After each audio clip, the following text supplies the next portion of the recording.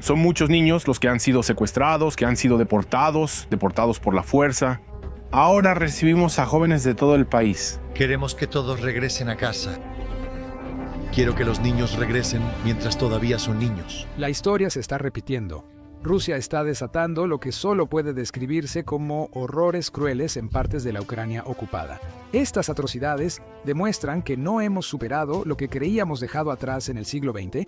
A simple vista, las acciones de Rusia en las ciudades ucranianas parecen un avance después de todo. Se están haciendo promesas de empleos, vivienda y renovación, pero detrás de esas promesas hay un sistema que plantea preguntas inquietantes. ¿Por qué los trenes se dirigen hacia el este, hacia la fría y congelada Siberia? ¿Por qué familias ucranianas son separadas en los puntos de control? ¿Y por qué este nuevo y siniestro plan de Putin suena tanto a algo que el mundo pensó que había dejado atrás hace décadas? Para entender, debes mirar más allá de los eslóganes y ver lo que realmente ocurre. En los pueblos ucranianos ocupados, Rusia ha introducido el Programa de Desarrollo de Siberia. Es una inversión de 700.000 millones de rublos, unos 87.000 millones de dólares en el oriente y Siberia de Rusia. Públicamente, la iniciativa se presenta como un proyecto económico para crear clústeres industriales, empleos y revitalizar regiones remotas. En teoría, suena como un impulso de infraestructura orientado al futuro y presentado como voluntario, pero en realidad es otra cosa. Esta es la manera de Rusia de deportar ucranianos a Siberia en un intento de repoblar sus regiones abandonadas y vaciar los pueblos ucranianos. Todo eso es mercadotecnia voluntaria, aunque realmente no es opcional cuando negarse es casi imposible. ¿O sí? Mientras hablamos, familias ucranianas son llevadas a centros de transporte y enviadas en tren a miles de kilómetros de sus hogares, que han conocido toda su vida. Se ha hablado de padres que pierden a sus hijos en los puntos de control y de vecinos que desaparecen sin explicación. Incluso calles enteras en algunas ciudades ahora están vacías, despojadas de la gente que solía vivir ahí. Algo aún más feo sucede entre el punto de control y el tren. Rusia creó una red de centros de filtración en Donetsk y Zaporizhia, con al menos 40 sitios aún operando. Actualmente, los hombres son separados, interrogados, a veces golpeados o peor, y revisados en bases de datos del Servicio Federal de Seguridad. Quien es señalado como poco confiable desaparece. Mujeres y niños esperan días en pisos de concreto en hangares. Al sellar el papeleo, entregan una maleta por familia y las llevan a la plataforma. Moscú lo llama revisión de seguridad, pero quienes han pasado lo llaman la nueva Lubianka con vagones de ganado. Los funcionarios rusos siguen repitiendo que esto se trata de oportunidades. Pero mientras más lo analizas, más claro se vuelve que esto no tiene nada que ver con ayudar a las regiones remotas. Se trata de sacar a los ucranianos de su propia tierra y llevarlos al interior de Rusia, donde son más fáciles de controlar. Se ha revelado que en realidad hay cuotas establecidas por Moscú. A cada distrito ocupado se le asigna cuántas familias deben ser procesadas, cuántos niños inscritos en escuelas siberianas y cuántos trabajadores enviados para cubrir la escasez de mano de obra. Las administraciones locales no negocian estas cifras, simplemente las aplican sin tener en cuenta los deseos o la voluntad de la gente. E incluso para aquellos que cumplen, Siberia no es un nuevo comienzo. Las familias llegan a una infraestructura en ruinas, inviernos duros y la vigilancia de un sistema que busca mantenerlas desplazadas. Lo que se prometió como una oportunidad se siente como un exilio. El programa de Rusia no es un reasentamiento, sino una expulsión forzada impulsada por cuotas ajenas a los afectados. Es una ingeniería demográfica llevada a cabo de manera silenciosa, implacable, en toda la Ucrania ocupada. Por increíble que parezca, nada de esto es nuevo. Eso es lo que lo hace tan escalofriante. La historia se está repitiendo, y los ecos son imposibles de ignorar. Las acciones actuales de Rusia en la Ucrania ocupada recuerdan al infame sistema de gulags de la Unión Soviética. Los gulags no eran solo prisiones, eran extensas redes de campos de trabajo repartidos por Siberia y otras regiones remotas. Millones, entre ellos disidentes, minorías étnicas y ciudadanos acusados de deslealtad, fueron arrestados y enviados al este. El lenguaje oficial de la época hablaba de reeducación y trabajo productivo. En realidad se trataba de control. Las familias se separaron y las comunidades se destruyeron. Las personas fueron forzadas a construir ferrocarriles, minas y fábricas en condiciones brutales, frecuentemente en lugares helados donde sobrevivir era una lucha diaria. Observa el programa de desarrollo siberiano. Las palabras cambian, pero la lógica es igual. A los ucranianos les dicen que tienen una oportunidad, pero los trenes hacia el este muestran otra realidad. Los gulags poblaron regiones vacías y apoyaron la industria soviética. Hoy, las reubicaciones buscan suplir mano de obra en Siberia y quitar población a Ucrania. Las cuotas se fijan en Moscú y las aplican soldados y policías, como antes. Los adultos firman documentos que apenas entienden y los niños son colocados en escuelas que borran su identidad. Las familias llegan a sitios con infraestructura en ruinas y duros inviernos, bajo vigilancia de un sistema que exige obediencia. Los paralelismos son inquietantes. Antes era el Gulag, ahora la deportación. Ambos, disfrazados de desarrollo, dependen de la misma maquinaria. Desplazamiento, comunidades divididas y cambio de identidad forzado. Ambos ocultan la coerción tras la burocracia, documentos y eslóganes oficiales. Ambos buscan fracturar la resistencia, diluir la cultura y consolidar el poder. Por eso muchos observadores llaman a esto el Gulag 20. Quizá no luzca igual que en los años 30 y 40, pero la esencia persiste. Deportación, asimilación y control avanzan igual. Cada familia reubicada encaja en un plan más grande. Nada es accidental, todo está calculado. La Unión Soviética construyó su imperio mediante desplazamientos forzados. Tártaros de Crimea, chechenos, polacos, ucranianos y muchos otros lo vivieron. Hoy, Rusia está recurriendo al mismo plan, actualizado para la era moderna. Han cambiado nombres y lemas, pero el sistema no. Lo que pasa en Ucrania no es solo política, es un arma que convierte movimiento en exilio, burocracia en coerción y oportunidad en control. Y cuando lo ves a través del lente de la historia, es difícil escapar de la conclusión. Esto es el Gulag 21 vez que la gente es desplazada, comienza la siguiente batalla, la lucha por la cultura misma. El proyecto de rusificación en la Ucrania ocupada va más allá de cambiar banderas o leyes. Es una campaña para eliminar la identidad ucraniana y sustituirla por la rusa. Herramientas simples pero poderosas. Pasaportes, control de propiedades, nuevos sistemas escolares y traslado de poblaciones. Todo funcionando como una máquina. Una vez que ocurren las deportaciones y los traslados forzados, la rusificación se convierte en el siguiente paso. No es una deriva cultural ni un accidente, sino un plan para convertir las zonas ocupadas en partes de Rusia. La lógica detrás de esto es muy directa. Si puedes cambiar la forma en que las personas se ven a sí mismas, entonces puedes controlar todo lo demás que hacen. Medopol muestra esto en la vida real.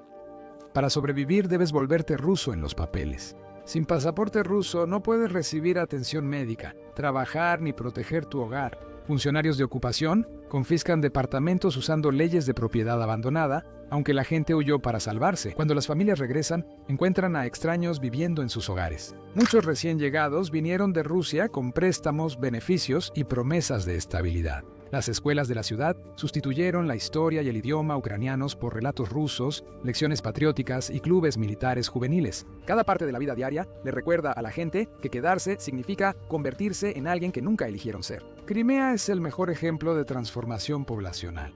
Desde que Rusia la tomó en 2014, cientos de miles de rusos se mudaron, cambiando el mapa demográfico casi de inmediato.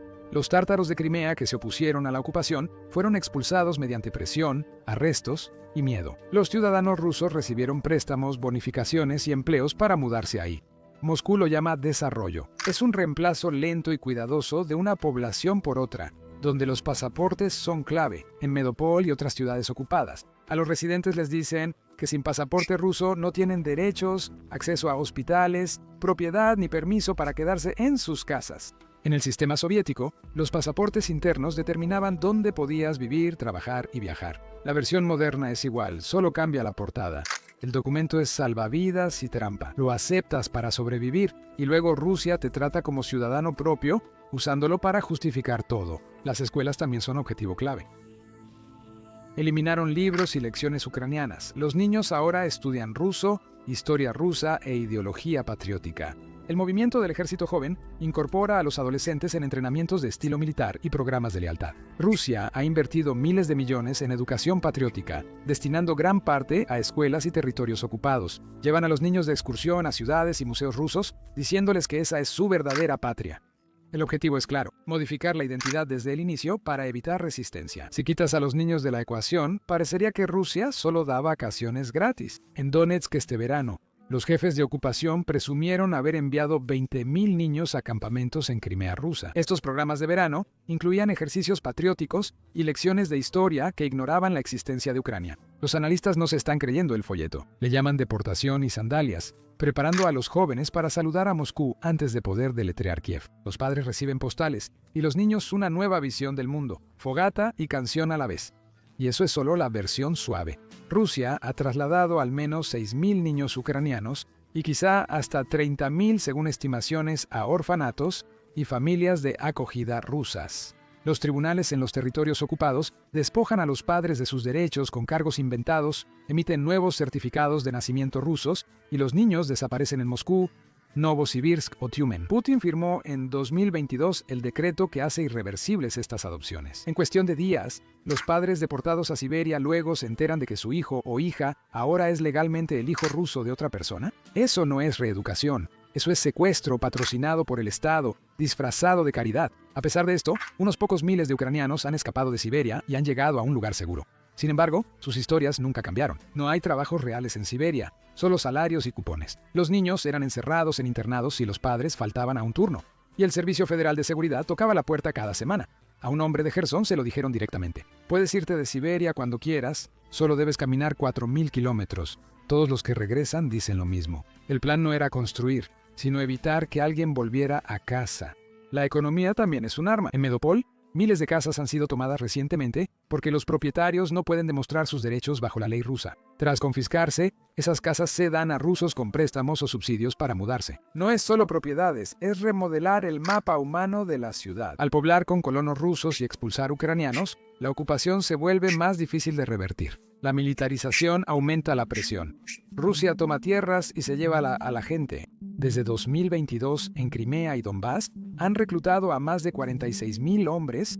En todas las zonas ocupadas, la cifra llega a cientos de miles. Pueblos enteros han perdido casi todos sus hombres. Calles antes llenas de familias ahora lucen vacías y silenciosas. El reclutamiento excluye a los más propensos a resistirse y tras ser reclutados, estos hombres son absorbidos por la maquinaria militar rusa. Se entrenan en lugares como Rostov y Krasnodar, usando uniformes rusos y siguiendo órdenes rusas. Muchos son obligados a firmar contratos no deseados y a otros les hacen creer que su elección no importa. También se usa para quebrar la identidad. Un hombre reclutado en Lugansk o Jersón ya no es tratado como ucraniano, reclasificado como ruso y usado para luchar en guerra contra su país de origen. Es una forma brutal de forzar lealtad y romper lazos con su hogar. Los hombres sin pasaporte ruso son presionados más. Sin esa documentación, no pueden trabajar, estudiar, ni siquiera comprar una tarjeta SIM para sus teléfonos. Cuando obtienen el pasaporte, ya pueden ser reclutados y escapar casi no es posible. Grupos de derechos humanos afirman que los reclutas de los territorios ocupados son usados como unidades desechables en el frente. Algunos se usan como escudos humanos para proteger soldados rusos. En este sistema no puedes huir porque negarte a servir se castiga. En Crimea, cientos de hombres enfrentan procesos penales por resistirse, pero ni multas ni libertad condicional frenan el reclutamiento. Cualquiera que se oponga enfrenta prisión. Las familias temen que sus hijos sean llevados en cualquier momento. Las cifras hacen innegable la realidad. Antes de la invasión, unos 6.000 hombres de Crimea eran reclutados anualmente. Después de 2022, esas cifras aumentaron drásticamente. Miles más fueron llevados de Donetsk, Lugansk, Zaporilla y Jersón. En 2024, algunas rondas de reclutamiento eliminaron a cientos a la vez. El Ministerio de Defensa ruso insiste en que es normal, pero estos territorios se vacían para alimentar la guerra de Moscú. ¿Qué tan rápido avanza esto en 2025? Bueno, Rusia eliminó silenciosamente los antiguos ciclos de reclutamiento de primavera y otoño en los territorios ocupados el pasado octubre y, según informes locales, cambió a la conscripción durante todo el año. Grupos enteros de edad, a veces de 300 a 500 hombres a la vez, ahora están siendo reclutados cada pocas semanas en lugares como Melitopol y Berdiansk. Moscú ya no espera las estaciones. Toma a quien necesita cuando lo necesita para mantener funcionando la máquina de carne. La demografía cambia y el daño es general. Las familias pierden a quienes las unían. Los niños crecen sin sus padres. Las mujeres luchan por mantener a toda la familia solas. Muchos de los hombres reclutados nunca regresan. Miles de Crimea han muerto, otros están desaparecidos o cautivos. La militarización no es un tema secundario, es una herramienta de borrado. Rusia elimina la resistencia y refuerza el control en regiones ocupadas al llevarse a los hombres ucranianos. Es rusificación con uniformes y rifles. Crimea es el modelo de cómo Rusia busca transformar los territorios ocupados. Tras la anexión, funcionarios, policías y jueces llegaron de Rusia, seguidos por los colonos. La región fue transformándose. La propiedad, escuelas, cultura y calles se volvieron más rusas que crimeas. Con el tiempo, lo que comenzó como una anexión se convirtió en colonización. Ahora, los mismos pasos se están utilizando en Donetsk, Lugansk, Zaporilla y Gerson. La cultura misma está siendo reconstruida para encajar con la versión de Moscú. Los medios rusos reemplazan las noticias ucranianas. Conciertos, desfiles y murales honran al ejército ruso. Los símbolos ucranianos desaparecen rápidamente en Metópola. Dicen que cuides lo que hablas porque siempre alguien escucha. Contratan influencers para promover la reconstrucción de Rusia y fingir normalidad. La rusificación importa porque es un ataque a la identidad, no solo a la cultura. Si los niños crecen hablando ruso, aprendiendo historia rusa y teniendo pasaportes rusos, entonces Moscú cree que dejarán de verse a sí mismos como ucranianos. Por eso la rusificación implica deportación, confiscación de bienes y conscripción forzada. Todo eso contribuye a romper comunidades y cambiar el futuro. Lo que sucede en la Ucrania ocupada no es solo reconstrucción o desplazamiento. Es una guerra contra la identidad misma. Programa de Desarrollo de Siberia traslada familias al este y fomenta la rusificación de quienes se quedan juntos. Reavivan antiguos métodos soviéticos en forma moderna. El sistema de Gulag antes quebraba a las personas mediante el exilio y el trabajo forzado. La rusificación los quiebra con asimilación y control. El resultado es innegable. Rusia no solo está tratando de mantener territorio ucraniano, está tratando de borrar a Ucrania misma. Junta todas las piezas. La estrategia de Rusia en la Ucrania ocupada no es su posición, sigue un patrón. El Kremlin suele usar este método para cambiar territorios, debilitar a la oposición y hacer que dependan de Moscú.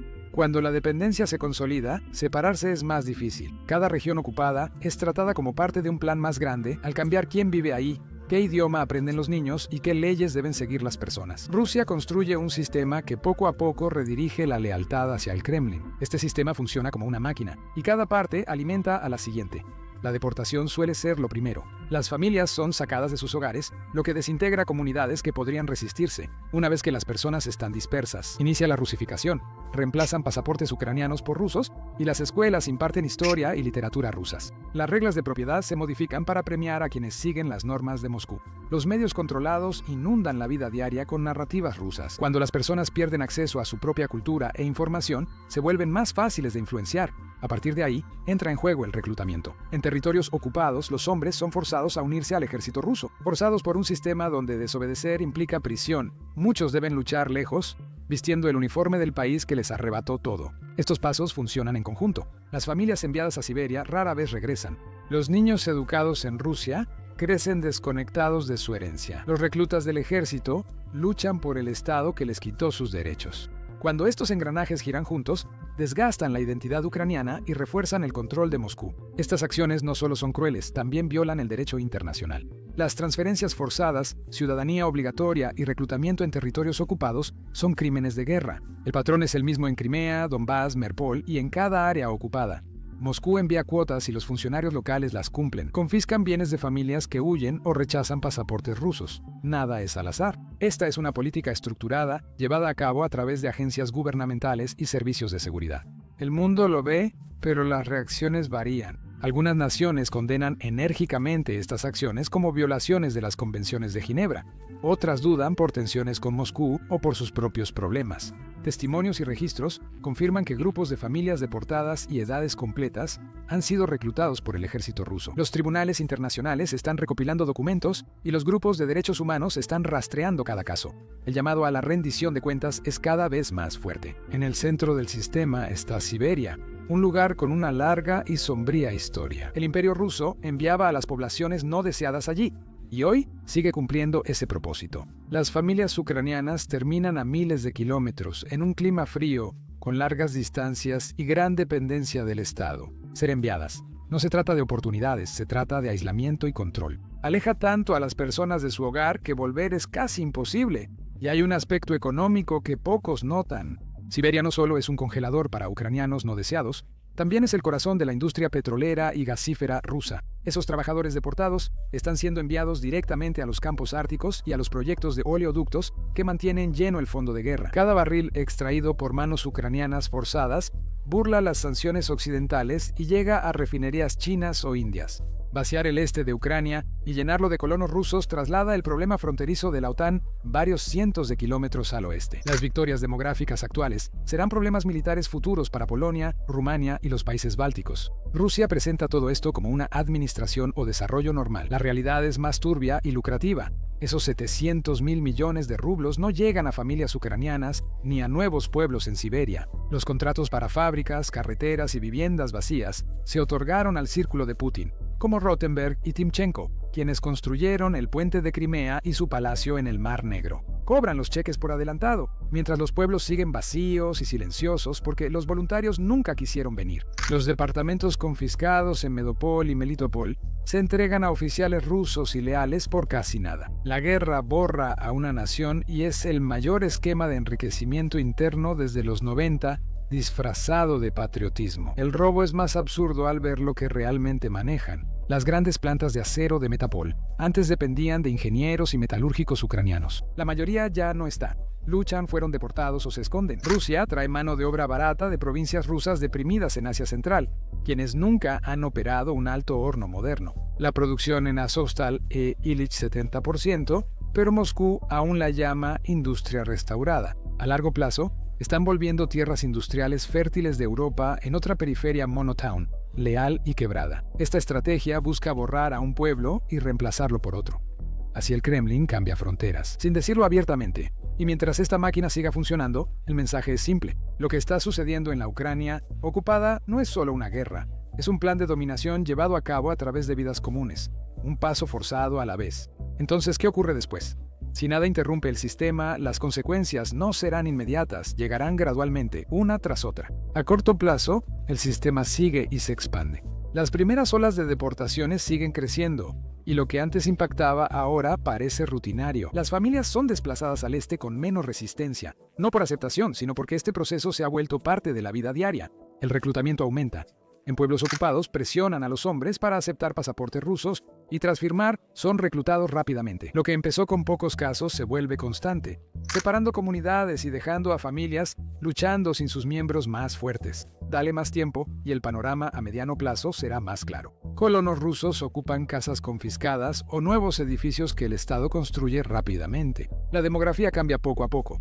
Las calles antes ucranianas comienzan a verse y oírse diferente. Escuelas, tribunales y oficinas rusas están llenas de funcionarios leales a Moscú. Nuevas capas de papeleo y reglas se imponen sobre todo, haciendo que sea más difícil deshacer cualquiera de estos cambios. Lo que se suponía que sería un control temporal empieza a sentirse permanente, como si la ocupación estuviera echando raíces profundas en la tierra. Si el sistema no se interrumpe, los resultados a largo plazo son negativos. Generaciones podrían crecer lejos de su hogar, perdiendo su historia e identidad. Las líneas del frente pueden estancarse, convirtiéndose en lugares donde la lucha nunca termina por completo, pero la paz tampoco llega realmente. La identidad nacional cambia cuando niños en sistemas rusos dejan de sentirse ucranianos. Con el tiempo, la cultura desaparece, la identidad cambia y el mapa se modifica sin anuncio oficial. No me malinterpretes, aunque la situación sea grave, hay maneras reales de desacelerar este sistema. Frenar esta máquina exige más que palabras, empieza mostrando lo que ocurre. Cuanta más evidencia aparezca, más difícil será para Moscú ocultarse tras excusas. Las sanciones al Estado y a funcionarios que gestionan el sistema pueden frenar las cosas. Los cargos de los tribunales internacionales aumentan el riesgo personal de quienes llevan a cabo estas políticas. Una presión más fuerte de los aliados, tanto política como económicamente, hace que la maquinaria sea más costosa de operar. No son respuestas fáciles, pero juntas pueden romper el ciclo antes de que se consolide. Lo que pasa en las áreas ocupadas es igual de importante. Un maestro que sigue enseñando ucraniano en una habitación tranquila, una familia que preserva su lengua y tradiciones en casa, y vecinos que se apoyan para sobrevivir a los traslados.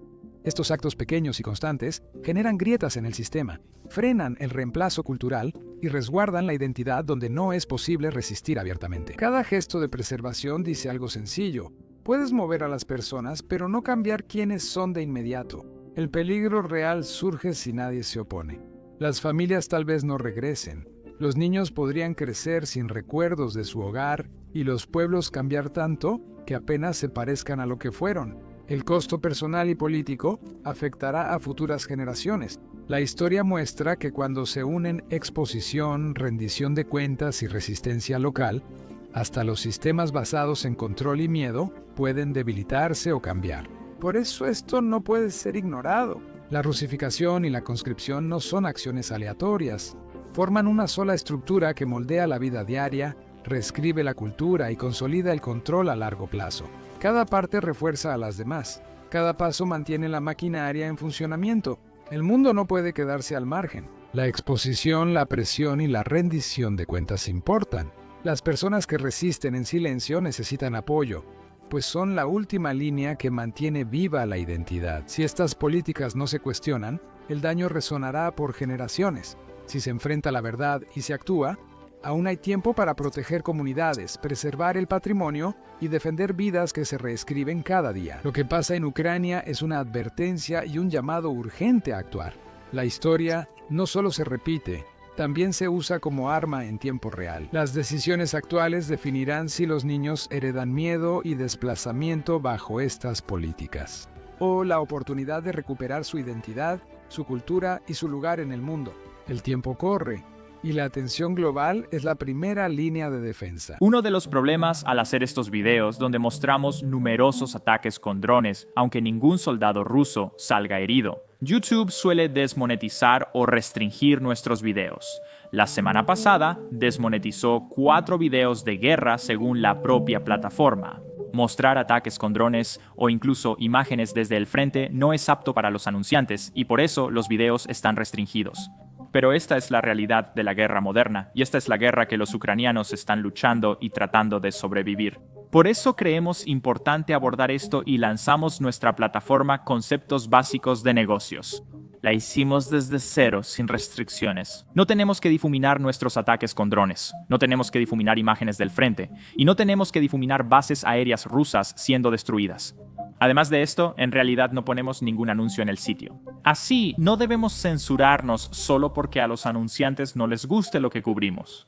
No financiamos el sitio con anuncios, sino con tu apoyo. Si te interesa este tipo de cobertura, apóyanos. Y quieres ver nuestros videos sin censura y obtener contenido extra que simplemente no podemos subir aquí a YouTube, entonces definitivamente únete a nosotros en basicsinsider.com. Puedes hacer clic en el enlace de la descripción o escanear el código QR en pantalla. Al unirte, podrás ver todo el contenido ya subido y los futuros videos. También estarás apoyando nuestra cobertura y canal. Gracias. Soy Sam y nos vemos en el próximo video.